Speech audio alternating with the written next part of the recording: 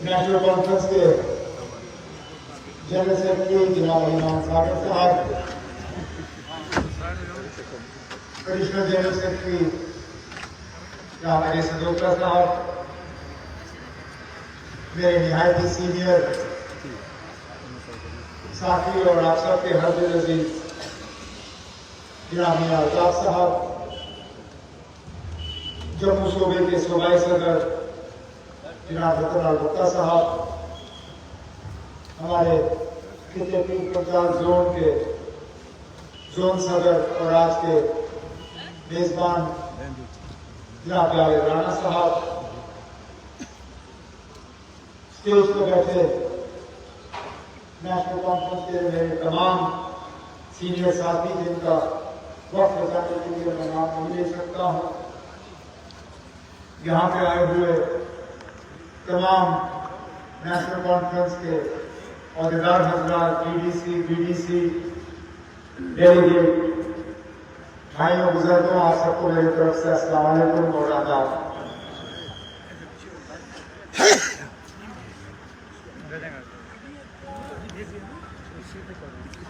आज यहाँ जोन की मीटिंग रखने का जो मकसद था वो ये था कि मैं ज्यादा से ज्यादा अपने तंजीम के साथियों को सुनूं। बदकिस्मती से कहीं मेरे और इनमें एक कम्युनिकेशन का गैप रहा है। मैं सही तरीके से अपनी बात इन तक पहुंचा नहीं पाया, क्योंकि आज के मीटिंग का मकसद कोई बड़े महफिल में बात करना नहीं था।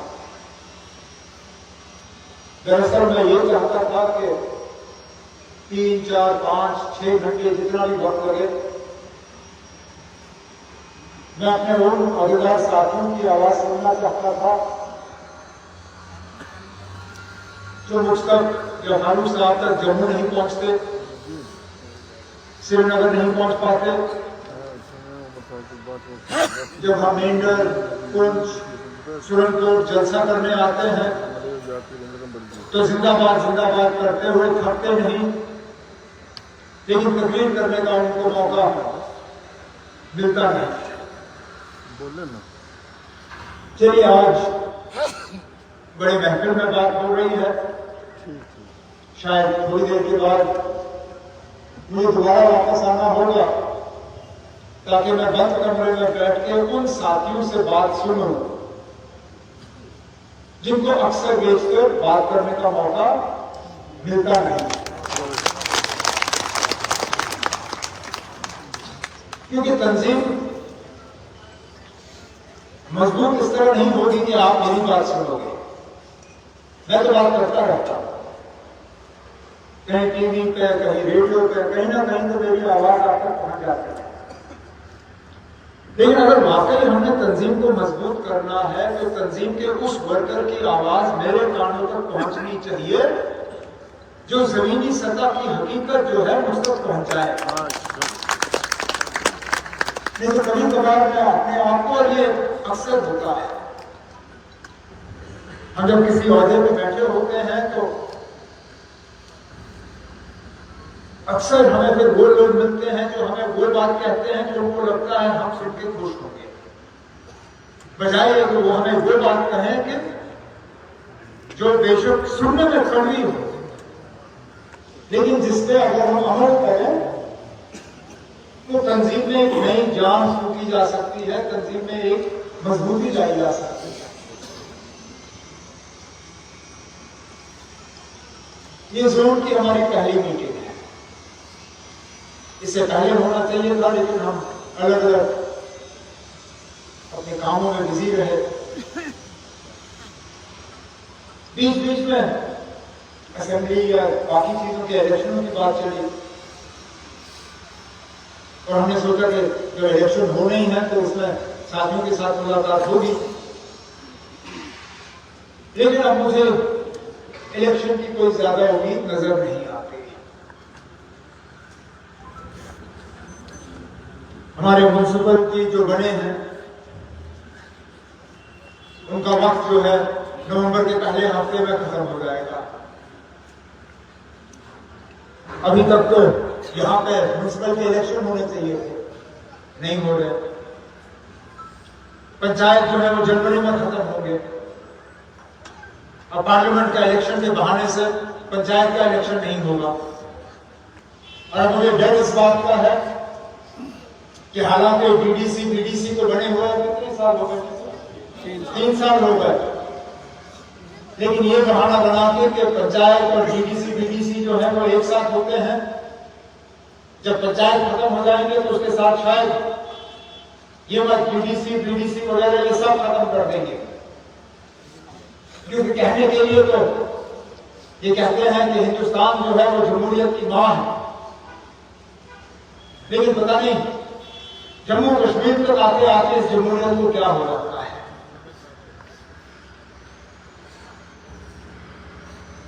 पिछली बार असेंबली इलेक्शन जम्मू कश्मीर के 2014 में हुए, तब से लेके अब 9 साल हो गए। समझ में नहीं आता कि हमें इलेक्शन से महरूम क्यों रखा जा रहा है। लोगों को हक है अपनी हुकूमत चुनने का, वो चाहे वो जो भी हो, चाहे निशान जो भी हो, तंजीम जो भी हो, तंजीम का लीडर जो भी हो, लेकिन वो लोगों का बुनियादी हक है अपनी हुकूमत का फैसला करना। अगर ये हक आप राजस्थान में दे सकते हो, अगर ये हक आप छत्तीसगढ़ में दे सकते हो, अगर ये हक आप मध्य प्रदेश में दे सकते हो, तेलंगाना में दे सकते हो, मिजोरम में दे सकते हो, तो ये जमहूरियत की गाड़ी आगे बढ़ते बढ़ते जम्मू कश्मीर तक रुक क्यों जाती?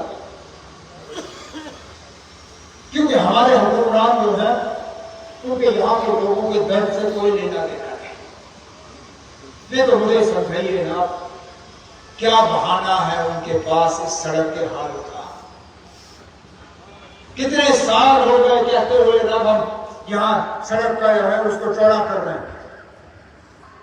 मैं हैरान हुआ, मुझे उतना ही वक्त श्रीनगर से शुपैया तक लगा जितना वक्त मुझे बखलियात से सुरनकोट तक लगा।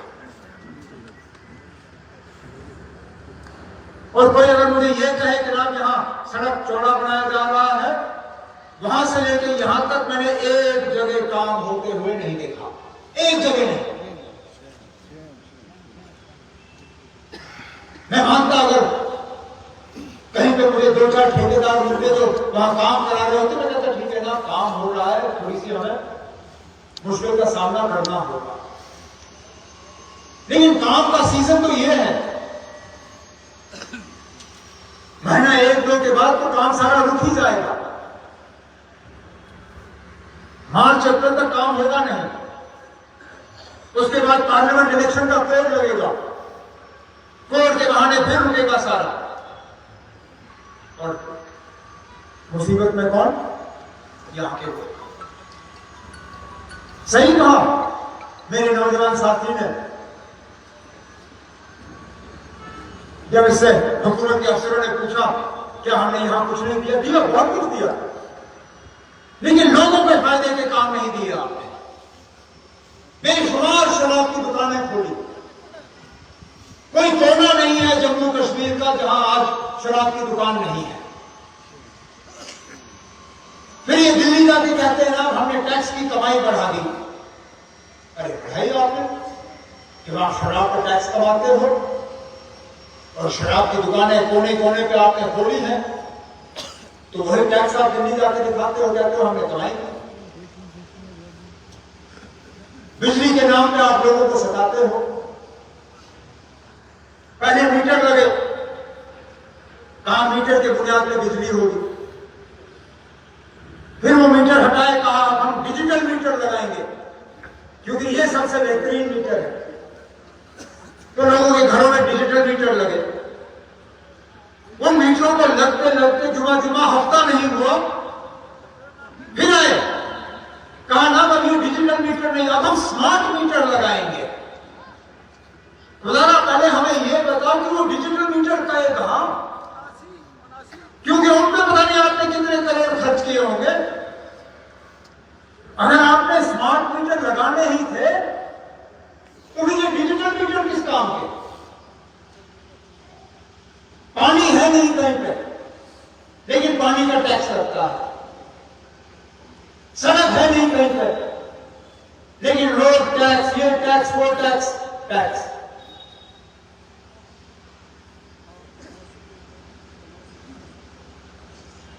कहने के लिए तो ये कहते हैं कि बड़े ईमानदार हैं ये, लेकिन हैरानगी की बात ये कि आज करप्शन के इल्जाम हम नहीं लगा रहे, सियासी पार्टियां नहीं लगा रही हैं। इस हुकूमत के अपने ही सीनियर अफसर आज उंगली उठा के कहते हैं कि हजारों करोड़ों की धांधली हो रही है जम्मू कश्मीर में। हम सिर्फ ये कहते हैं कि अगर इल्जाम लग रहा है तो इल्जाम की तहकीकात होनी चाहिए। क्या ये सारी एजेंसियां हैं, ये सिर्फ सियासी पार्टियों के लिए है? जब छापे मारने होते हैं तो क्या सिर्फ उन्हीं पार्टियों में छापे लगने चाहिए जो बीजेपी की मुखालफत करते हैं? छापों में निकलता कुछ नहीं है, लेकिन लगातार एक के बाद एक या तो एजेंसियों की तरफ से बुलाया जाता है, या छापे लगाए जाते हैं, या तंग किया जाता है। लेकिन जहां इल्जाम लगते हैं, और मामूली से छोटे से इल्जाम नहीं, 3-3, 4-4, 5-5 हजार करोड़ की धांधली का इल्जाम, और लगाने वाला हुकूमत का ही सीनियर अफसर,